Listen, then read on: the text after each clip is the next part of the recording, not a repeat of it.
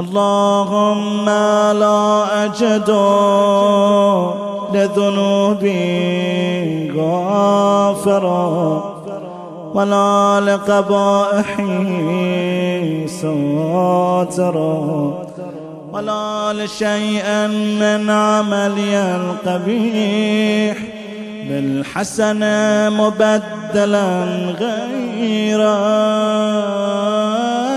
لا إله إلا أنت سبحانك وبحمدك